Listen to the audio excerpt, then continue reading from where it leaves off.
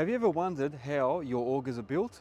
Well, I'm here at Digga today in Brisbane, and we're going to show you how your drills and all the digger equipment are made. Let's go.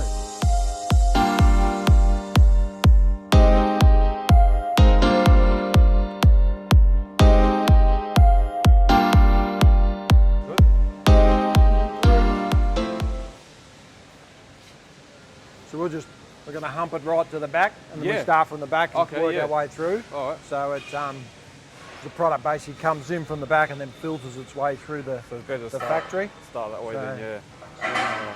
So you can see where it comes in as raw material, Yep. and then works its way through. All right. So we're 12,500 square metres under roof, which is 3 acres under roof. Yep. So 8 acres total site. Pretty big. Yeah. Yeah, so lots of people come in and go, oh, it's not just a warehouse, it's actually do make it.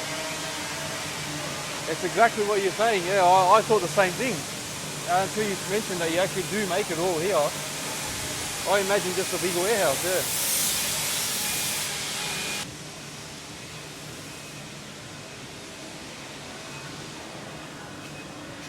This is the latest edition.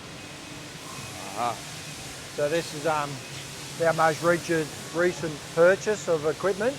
So this is a laser pipe cutter. So previously we just had the bandsaws. So we had 3 or 4 of those bandsaws. Yeah. And we get our bulk packs pre-cut to the length that we constantly use for our A4 series and that. You know, it's just cut a full pack so that we're not unloading that pack, cutting it to the same length every time. So we get them pre-cut from the steel mill.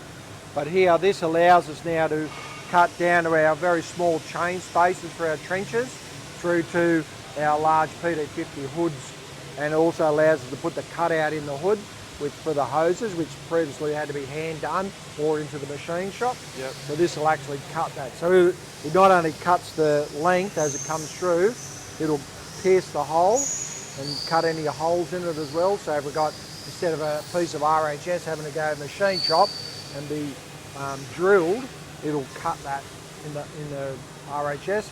It can cut a V out so that we can then fold it. Yep. So we don't have to separate 2 pieces to weld them back into a right angle or 45 degree. It'll do all that. So it allows us to be a lot quicker, reduce our cost, so that we can be competitive with imported products essentially. So we'll see, we'll go around the other side, it self-loads itself, cuts here, hits there, rolls onto the little conveyor belt and spits out, and then all any swarf or offcuts come out through here and it's emptied out through that. There you go. All right. Cool.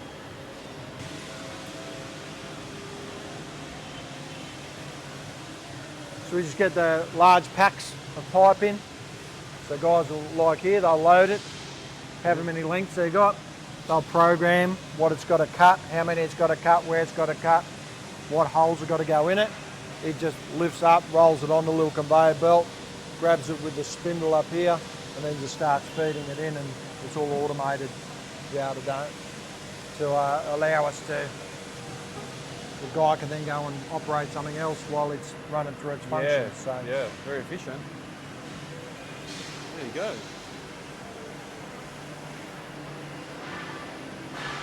So from the newest machine, we'll go to the oldest machine, which is our gear cutters. There you go.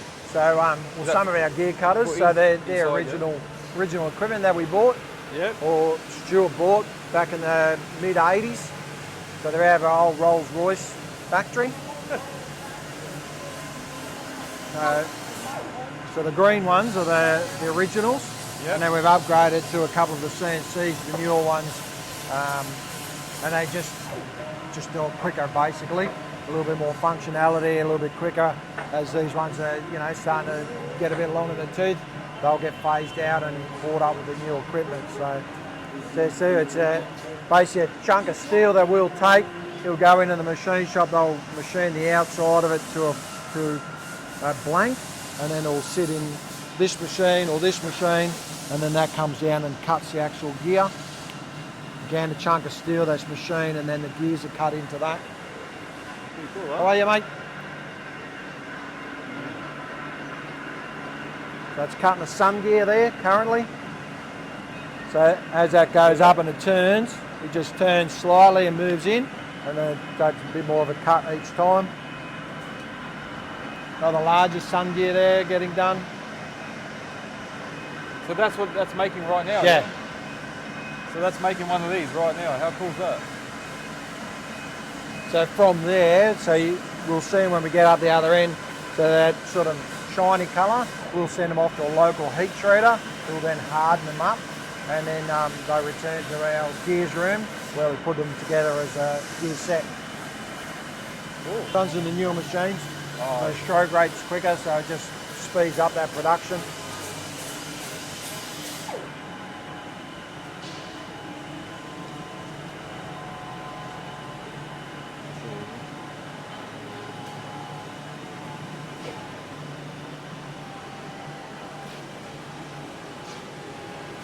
So after the fire, so before the fire, we had multiple brands of machines, and you know, some were new, some were second hand, but you know, each one had a different operating program, different tooling, all that sort of thing. So after the fire, all those machines were replaced, plus they invested in new equipment and updated the equipment. So this is one of the upgrades.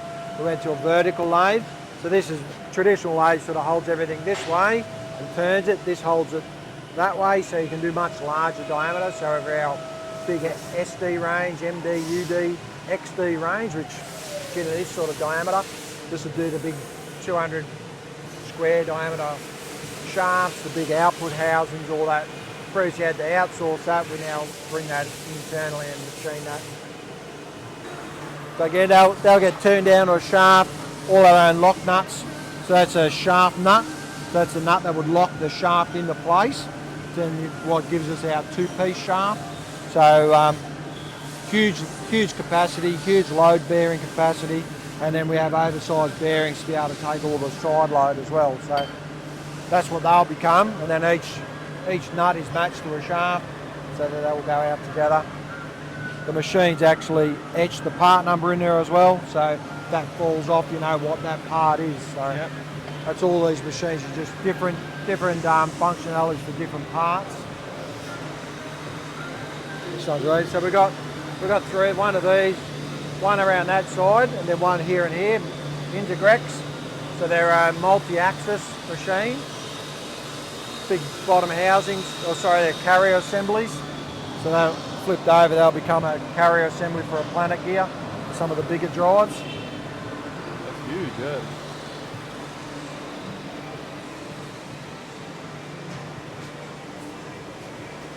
So this is like those housings that are around there. So that's turned down to become a PDX, our PDX series. So we'll machine the whole outside of it. Instead of carrying multiple parts, we'll use the one part across multiple models of machines. But this one machine will do all this turning on this side, do all the turning internal. It'll drill, it'll put the groove in for the O-ring, drill and tap. The whole thing's done all in one process. So about 28 minutes. 28 minutes to take one of them from raw to finished. Is that what it's making now, is it? Yeah, so we just changed this tool. So this has multiple tools. So it just goes in, changes it, and we'll do a next operation. So so that'll also turn here. So when it's finished doing all the function on this side, that'll lift out of the way. This chuck will come down, grab it, move it up into there, and then it'll do the other end of it. It can also hold the product still, and then this head will turn as well. So it can etch, it can slot, it can do everything. So again, there used to be multiple machines that can do all that. So the way we can be competitive is just by upping our technology so that we can get things done faster and less labour. So the advantage of having multiple machines but all the same brand is that we run all the same programming, all the same tooling. All the guys are familiar with operating the machine, so you can have one guy, 4 machines, and they can float between each machine while it's doing its operations. There you go. It's a full manufacturing facility, you know what I mean? Yeah, so it's drilling at the moment. So we'll be probably drilling these holes through, Yep. potentially. Good. Alright.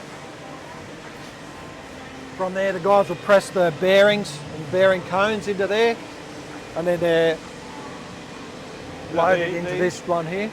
Yeah, so they'll, in this press here, they'll press the bearing cones, put the bearings in and the seal. Yep. That's placed into here. So they're ready to go up to assembly. So in this series here, we're probably doing 250 to 350 a month in those PDX through to PD5 range. So that's our sort of, that's our prize with the Big Macs. It just goes out all the time, you know. Just keeps turning it, yeah. Champion, 9001 accredited. So we have that's our sort of like check station. So they randomly pick out products and we'll do spot checks on everything. Yep. Make sure that they're all within tolerance. If anyone does find anything, they'll put it in a non-conformance bin. That's left there for them to check off as to why. Was it just a human error? Does something need to be updated on the engineering drawing? What caused the non-conformance? Was it just a mistake, you know? Yeah. So hopefully avoid any of that product going out that's wrong. So this is pressing. So 3 presses. Yep. 320 tonne. So this will this allows us just to do lots of product where previously you might have had 2 bits where they might have been had to be welded together, or you know, they're fabricated. This allows us to be able to bend material into the shape so we need it. Yep. Used a lot on the Kanga product, so you bend all the body into shape and all that sort of thing. The brooms, all the broom bodies are done through this. So this will be able to press the body for a 2.5 metre broom, 3 metre broom. All the way. It's got all assists and arms at the back there that help support the product. Hopefully he's going to press something now. And what you'll see on with the lasers that we look at here, the lasers etch the lines in it. So that's where they know to put, instead of having to measure and make up jigs, you know where they've got a press mark is, so they press it in there and know where to press it. We laser all the part numbers into everything.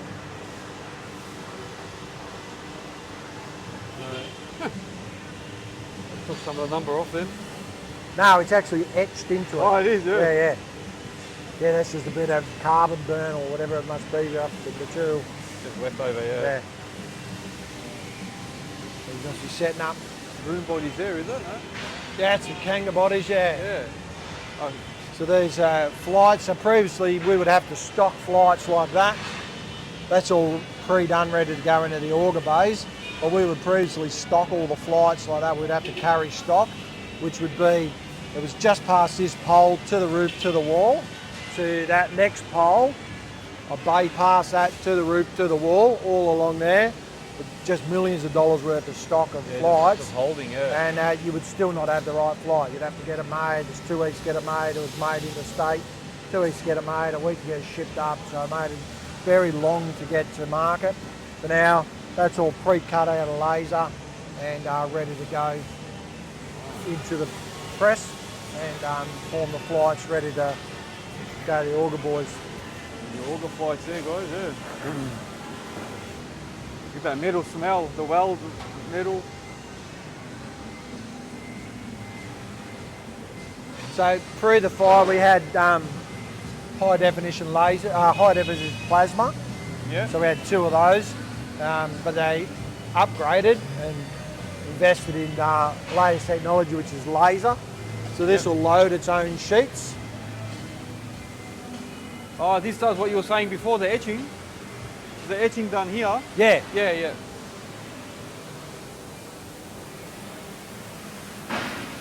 I'd say better up here.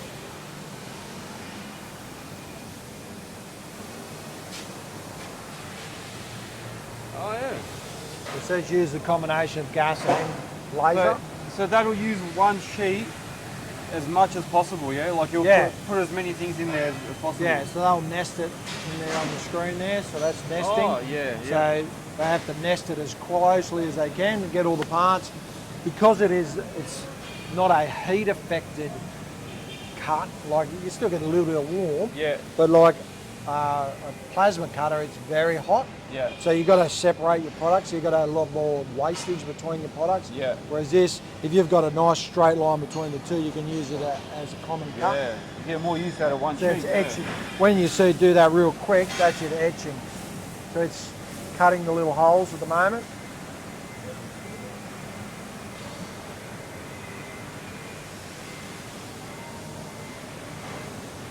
This will cut anywhere from 3 mil up to 16 mil.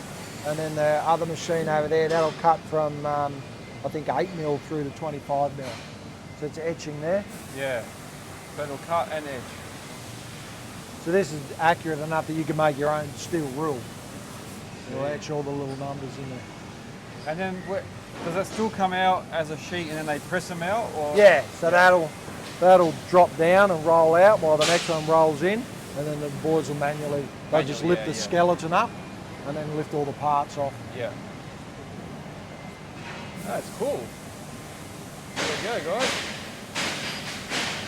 So this thing, once we bought this in, we were able to bring in 9,000 line items that we previously outsourced. Yeah. We bought that back in-house to be able to cut in-house. So this runs, I think, probably 24/6, 24/7, depending on workload. Wow. What? So the guy's unloading it now. There you go, mate. Yeah, so it allows us to do very intricate parts, all the little small parts that would have previously been outsourced or had to be cut and then drilled over a machine shop. We can all do it here. They'll even put it on and tap these. We've got this little arm over here. Yeah. That'll put it just wheeled in. Oh, there that it one is. wheeled out. Can you go there? I think it can't go past this line. There's a laser there that Oh, will yeah. stop it.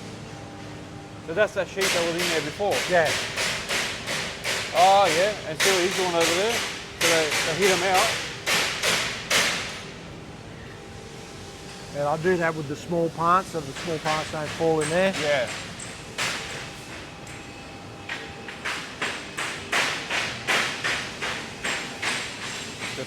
This little arm here, just it puts a tap, a thread in into the bolt hole. That one there? Yeah.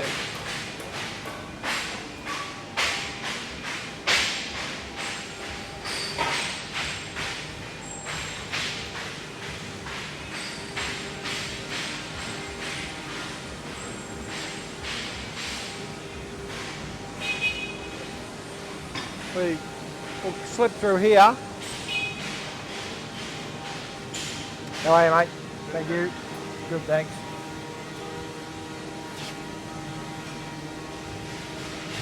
The robots. Not a robot.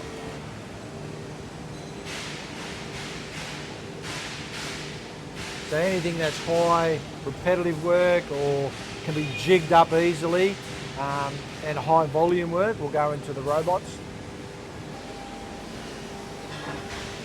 That's it. He'll load all that into a jig, load that into the jig, and then it'll just come and do all the welds, program it. Look how good the welds are.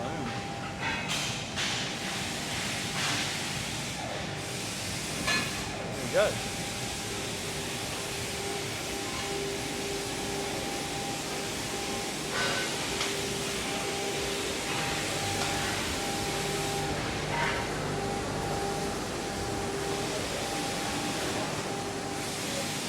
So those pipes, the pipe laser does all these sort of cuts.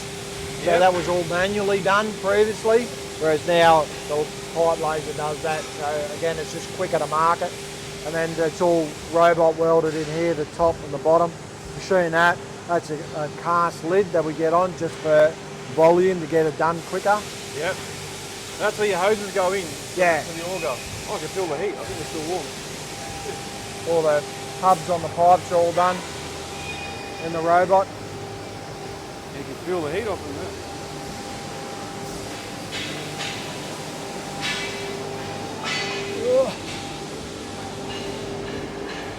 For certain product, we clean up, and most of the pipes will clean up, so it's just like shot, so it's little steel balls.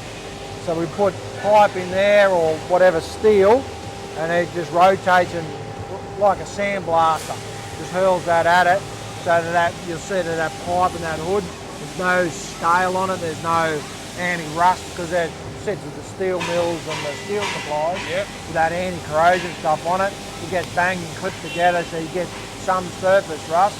So instead of the welders having to clean all that off, it's shot blasted. It allows for a better penetration weld. You don't get any porosity, anything like that through your welds. So it's just preservation of product and a better presentation of product at the end of the day. So. Excellent.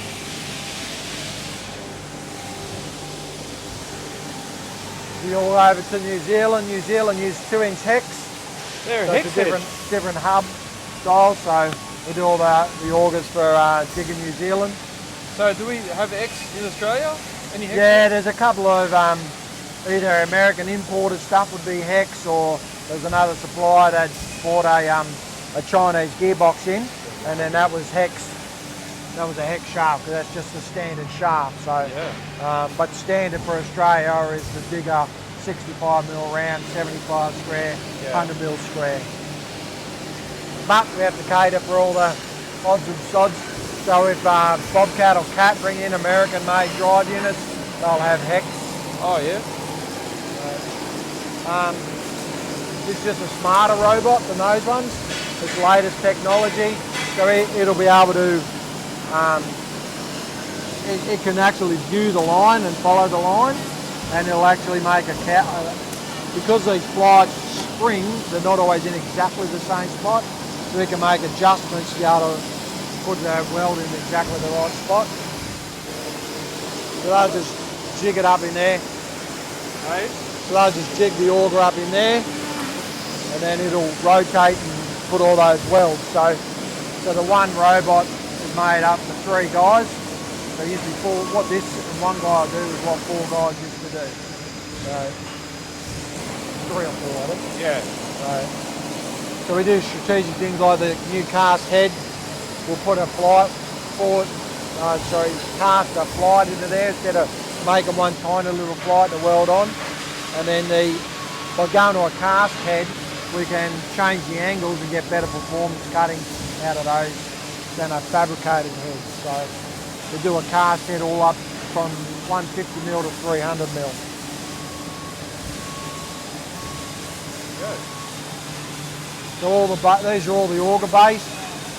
So all the heads are made into one bay by the one per couple of people. Yep. And then out of all these bays, they'll do anywhere from 1,500 to 2,000 augers a month.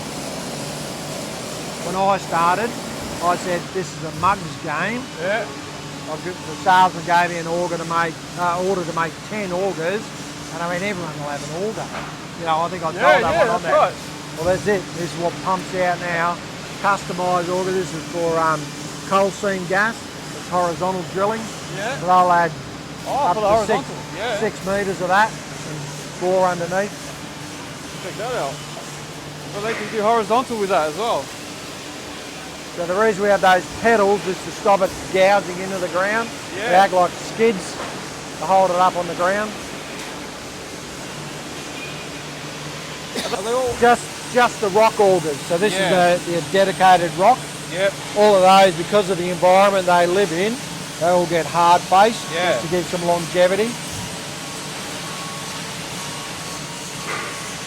You can, if you're buying a normal auger and you want that, you can upgrade and pay for that accordingly. And that's the front of the broom, broom, yeah. The hood, so your broom bristles sit in there, and that's the rear of it. That's the collection bucket. Oh yeah.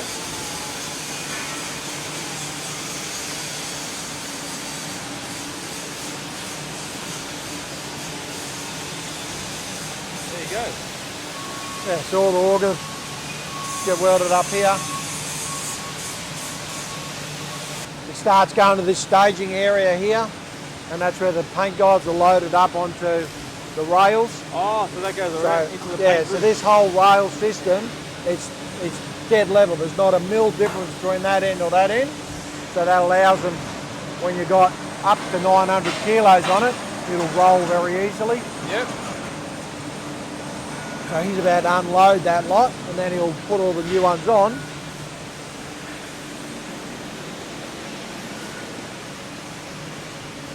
From there, we'll go into there, it's washed.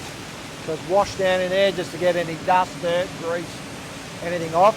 Yep. All that water is recycled, filtered back in and reused. We get X amount of life out of those things. It's all biodegradable, it's not oil-based or anything like that. Once it's washed, it's pushed into here. It's just given a quick warm-up. It just dries it. Make sure there's no moisture left in behind anything. Yep.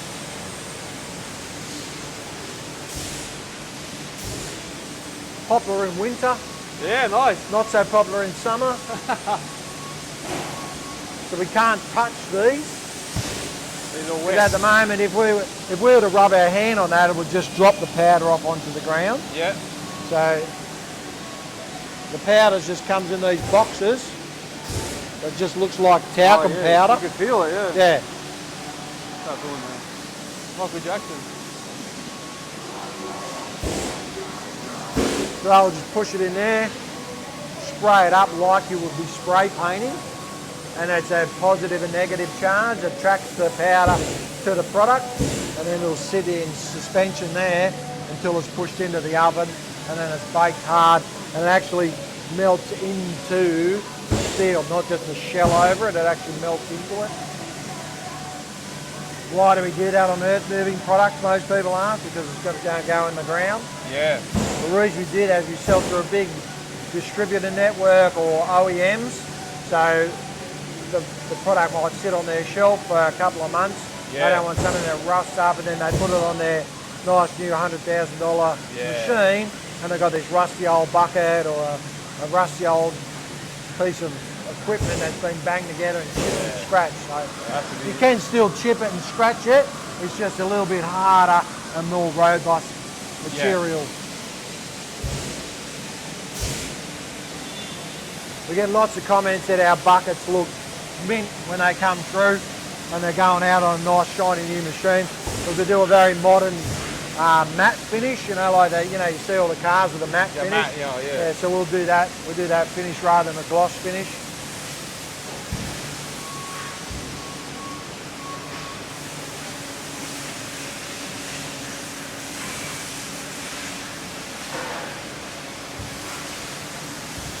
I'll get a jig for that, yeah. So it's a nice modern look, modern feel. It's called like a textured paint, so it's wear resistant. Yeah. You can scratch it, but it's got a good wear resistance against it. Do my car like that. We'll get out of your way. Sorry guys.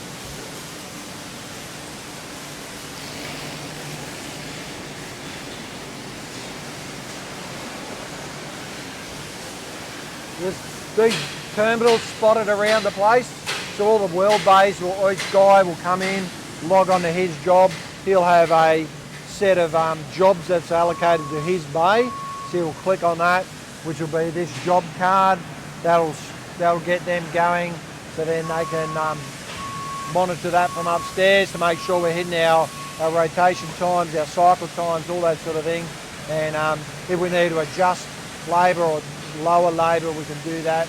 See why we're not getting something through in time. Yeah. And you can see at any one point where the job's at through the factory, because it'll be clocked into a bay. Yeah. They'll come in, clock it in that they've finished it, and clock it in through to go to paint bay. Once the paint bay clock it in, it'll be going through, and you know that the production team then know in 2 hours time, 3 hours time, it'll be out of there and on its way to the next station. So these have the shop travellers, we have material handlers, so you don't have your tradespeople not welding and driving around with a forklift. You have your material handlers. It's their job to take it from each bay and deliver them the new jigsaw parts that they have to get together.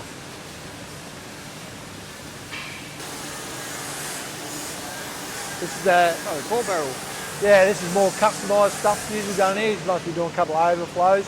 There's core barrels there, the big rock augers, anything like that gets done in here as well. The core barrel on there. That's huge. Yeah. They'll, those two sort of half moons, we'll join those up and they'll be like this slot down the bottom here. So if the core gets jammed in there, you've got somewhere to pry it out. Yeah. Yeah, I've used one of those a couple of times. It's interesting. Yeah, they're very popular in Victoria. Yeah. Really accepted. It doesn't work on everything though. I tried No, that's what I try to. Didn't work. You know, they're drilling tools. I tell everyone that I speak to, they're drilling tools, and I think I said it in the podcast. You don't just turn up with a hammer and a screwdriver and expect to build it. You know, that's one tool that's used for a certain job. You know, and it might be a combination of that, a tapered rock, and a dedicated rock to get the hole done. You know, you might have to do that. There's guys that'll core in there, can't break the core off, so then they'll honeycomb it out with a little auger, and then they'll come through with a big one and try and smash it all out because the rock's 250 MPa or something, you know. Yeah. All the Kanga bodies, all steel chassis, all steel outside, everything's steel in them. Fuel tanks.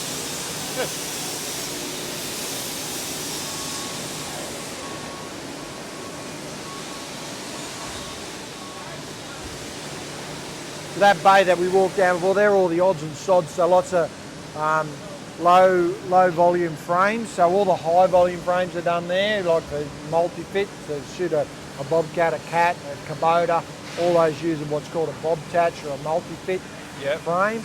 Anything different like this one here, which is going on a loader or a telehandler, where it's got hooks, they're all done there. Big set of bale spears for a big, probably, no, they look that's like a saw smudge spreader. bar. Yeah, spreader. Saw spreader. The spreader bar there again, mate, look at that. Don't look at the weld though. There you go. The big one. I think that's getting a birthday soon. They're going to redesign it because we can tab and cut with the RHS now. So it'll all slot together instead of it having to be so precise. It'll all be a jigsaw to go together.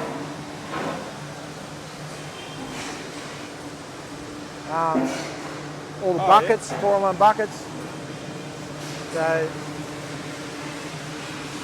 every bucket's bling different, you know, like everything's got a different heel height, different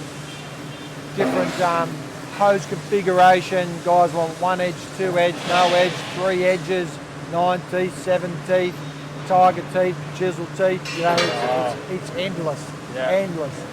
So see, we run through here. They're all built to order.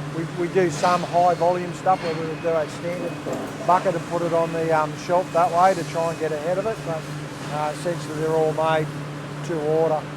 So, a couple of new X series big ones coming through. Yeah. That we've released now. So I think that's the one that I trialled at Perth, Yeah. So we've just done some trialling of the middle series. So that's all. That should be out towards the latter 4th quarter of this year. Yeah.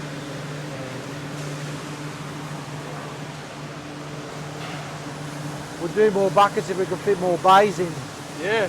That's the trouble, we haven't got enough bays. The broom's made in here. Oh yeah? And here. So that's those brake presses, press that sort of sheets to make the back rear of the bucket.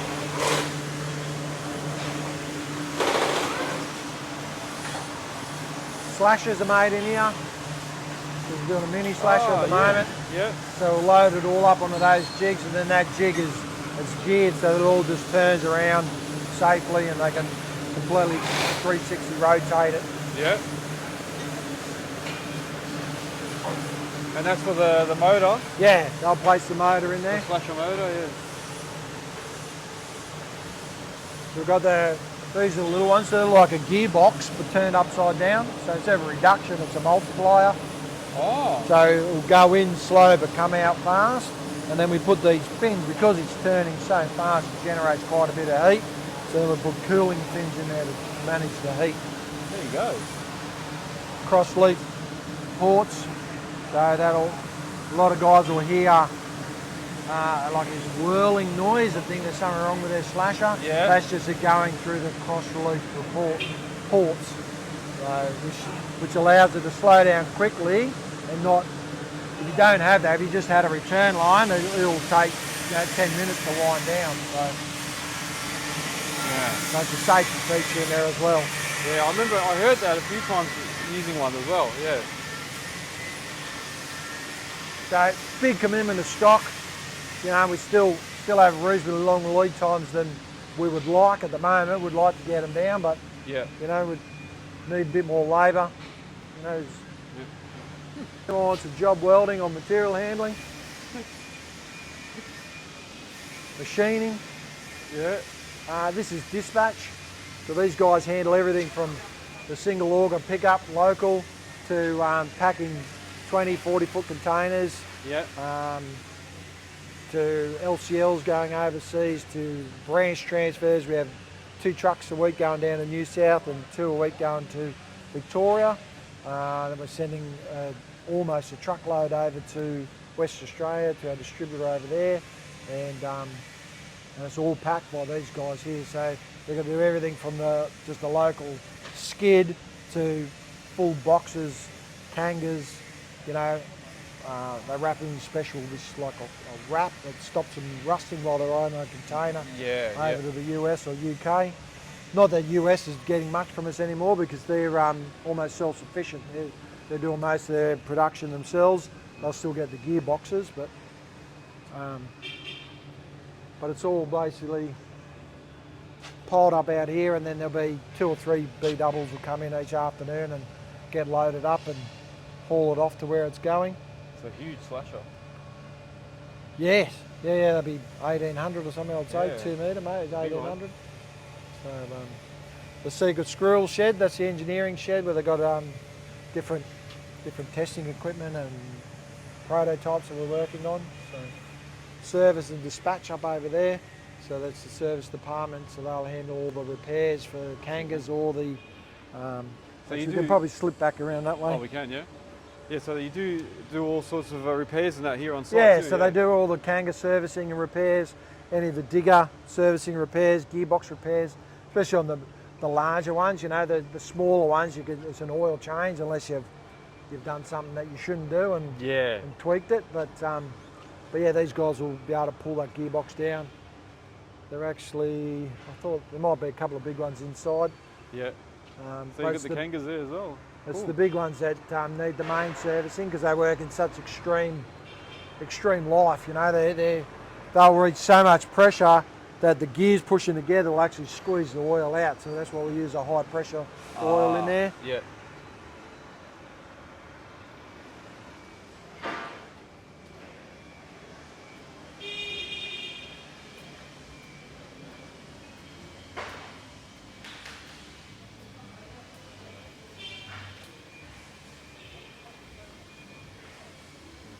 That's a big auger, right? So it'll probably be a UD, I think. Big unit. UD or an MD drive that'll come through. So we use the side radial piston motors. They're a really high volume and highly efficient motor. Yeah. So gives us great service for life. You know, the motors in this extreme environment are really what cops the punishment. You know, we can engineer everything we need to with the gearbox, but the motor's been the hard thing to be able to find in these big units. So the SI has been a great addition to the range. So that all the specialist hydraulics is done in there, Digga hydraulics and repairs in here, and kanga service down the back there. So all the oil's pumped in from outside, so we don't have drums laying around and pumping up containers. They just fill them up like a fuel station, you know. Yeah. And they can suck the old oil out as well of the gearbox. So strip all the gearboxes down. That's the inside. So that's basically the inside of one auger, yeah? Yeah. There you go. That'll be. And they do have oil in there. That's it. They do have separate oil, isn't it? The gear Absolutely. Oil. Yeah. Because that all needs to be lubricated. Must be 2 gearboxes. There must be one there and one there. Yeah. She's an old girl, big 10,000 series Eaton on top of it. Yeah. And actually, some of the gearboxes turn up here. They're 35 years old. You know, 30 years. Some of the original stuff. You know, that Stuart was building back in the days. You know. Oh, there's those tracks that you can add on. So you can add the tracks to the kangaroo wheels. Yeah. Like that one over there. Yeah, yeah. That'd be handy so you don't get bogged, isn't it? Yeah, and they don't, you know, traditionally you get that sort of, the track loader will do that. Yeah. Or they will sort of mould if you're going up and over a gutter or something like that. So, there you go. Service kits, oil change kits. So these are the chain trenches? Yeah, the trenches. So again, you know, big commitment of stock. We try, you know, most of these are probably earmarked for an order, and they'll be waiting on, you know, a second part of their order, or the frame, or the hitch, or the drive unit, or broom, or whatever might be coming through on that order. So yeah. That's the big foot trencher. So it's got a planetary gear, so it's like a PD drive on the side. Yep. So it's not just a hydraulic motor, that's a planetary gearbox driving the cog. And it just pushes the dirt out to the side at the back. Yeah, so as it drags it up, that. ejected with the auger, put it to the side. So that pipe laser actually cuts these tiny little tubes as well. Yeah, everything's in house. Very good.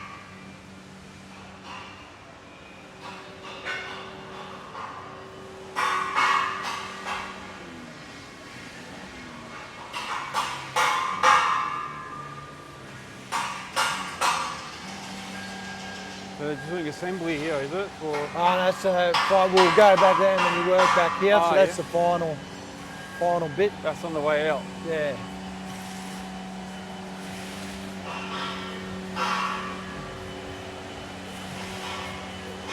We've got stores over there, so all the bits and pieces that we're going to buy in, all our motors and fittings and, you know, all your consumable stuff that we don't make, that all comes in there. Yep. They process it, decide where it's going to go.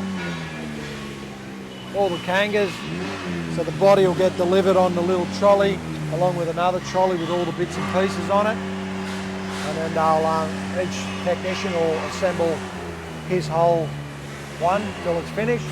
They'll test it, and then it's tested again by the supervisor, and there's another test before it goes out the door. So there's coats high going through there at the moment, the orange ones. He's testing over there now. Yeah. So check all the revs, make sure the flows are right, the pressures are right, make sure they're tracking straight, no leaks or anything like that. Prep all the engines. We use Honda, Briggs and Kubota engines. Yep.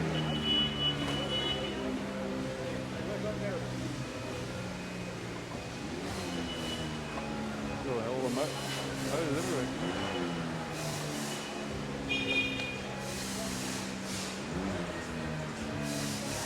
Those bottom ends that we saw down there, Yep. so they end up here.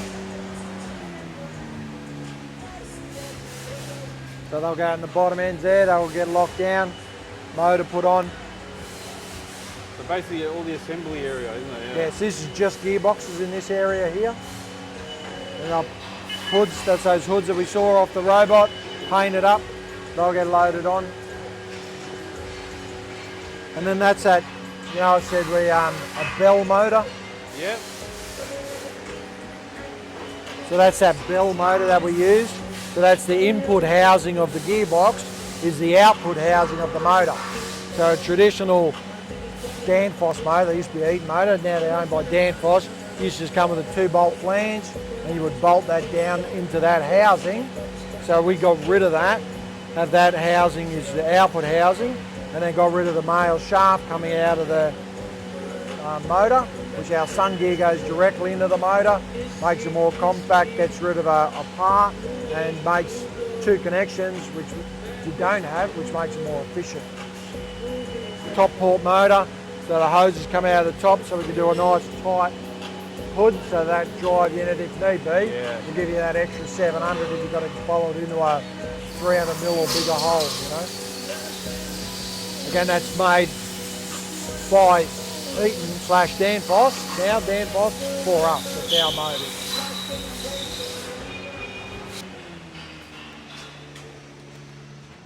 This is the gears room. So I was saying all those gear sets, you know, once they go out for heat treating, they come back in here. Yeah. Pretty much control the temperature in here. So in summer they have the air conditioning going. Winter we don't have to do it as much because you don't get as much fluctuation between the steel. Yep. So, but we try to keep it so you don't get, you know, swelling and shrinkage between the steel. So yeah. all the posts. So these posts pushed into here with this press, like this. All the posts just pushed in there. And that's what holds the sun gears. They're all placed in there, so you put each of the gears, put all the needle rollers in, lock it down with the gear set. All the electrical harnesses are done in there, so 2-speed harnesses or all the Kanga harnesses are all put together there. Yep. And then all the variety of sun gears and Planet gears are stored there from our 2 series through to 14 series, a bigger end of town. So. There you go. This is attachment assembly, so all your trenches are done in here, all the mini attachments, so they can place them up there and run them through a function test, run the hydraulics, make sure they're all functioning right. All the chains are all assembled on this bench, so the guys will make up, whether it's a 150, 200, 250, 300 size chain, whether it's earth, a combo or a full Digga tack will all be made to and assembled there. The trenches are assembled on the stands there. The trenches just essentially arrive as a kit for them and they'll start assembling them up. All the buckets come in here, they'll put the cylinders on, all the hydraulic hoses, do a function test, make sure they're all working properly. And then from there, makes way to here. And from here, these guys will sticker it up with a barcode or and determine whether it's going on the shelf, is it going out, is it part of another order, and it goes from there, will spread its way out into the either on the shelf for stock or out. In today's case, there's not a lot of stock going in. Most of it's probably going out to order on demand at the moment. So that's a sort of busy little area, especially the afternoon. All the day stuff starts arriving through there. Yeah. So do you guys run day and night shift? Pretty much, yeah. They have a shift come through at night. And, was 7 days. I'm not sure if we're still running 7 or if it's 6 days currently. Even down, we'll even run our own stickers. So all the decals, like that Digga sticker. Yeah. We'll do all that. We can do in-house posters. What that allows us to do is each drive unit, every attachment had you know, anywhere from 5 to 20 stickers on it. You'd have to go get every individual sticker. You'd have to order every individual sticker. You'd have to carry multiple stock of that. Yeah, yeah. You're out of one sticker, it holds up a product. So we now print in-house, and then one sheet will be the stickers for that one drive unit or that one trencher or that one hanger. So you get the complete one, complete so sticker kit for one unit. How so cool we can is that? change. We just had to recently change to an ISO international standards.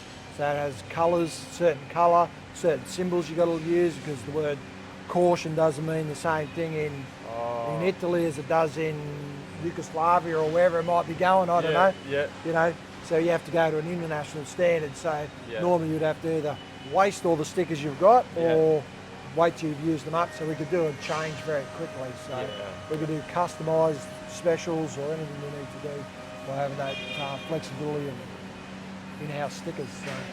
There you go. Can you get that up there? There you go, 1981. Oh, thank you. Thanks for the tour, Ant. No worries. Really Pleasure. appreciate it. Really, really interesting to see how it is. Like you say, I always thought it was just a huge warehouse, but it's actually a full manufacturing facility. Yeah, like you do everything from scratch. So really, really amazing, and happy to see all Australian made. You know? Really good. You know, while we've got to be strategic in some of the stuff that we outsource, anything that is of important IT or IP to us, we'll retain that in-house and control that. We don't have anyone do a finished product for us on our core range of attachments. So that's just obviously a little bit of the history of Digga at a brief snapshot. This was the phone box that Stuart started calling people with a bucket of coins and seeing if they want to buy auger teeth. Yeah. So buying these teeth. And then this is one of the first drive units that he started to make, which is like a bike chain, basically. Yeah. You know, it just small cog, large cog, gets you reduction, and started rolling them out in different sizes until he went to planet gears. There you go. So the first augers, huh? There's still a couple of old farmers running around with those ones, and some of the there's an old trencher that he did. People still like get parts for those, you know. There you go. All right, so we've got the history wall here. Do you want to just explain? Yeah, it's just a very brief history through, you know, creation in '81, through to, you know, auger manufacturing in the '80s. That chain driver that was out the front. This is Stuart here. So unfortunately, he passed away recently. We lost him to a battle of cancer as well. So Gary, he's over in New Zealand. He was one of the early employees with Stuart. He runs the New Zealand operation. That's his business over there now. Yep. Through to Susie, as we said out there, we lost her as well, unfortunately. So Zoe and Alan have got the reins now. So Zoe's Susie's daughter. She's the CEO and taking us through to the next phase of the Digga journey. Yep. So, there you go. The history board. I like it.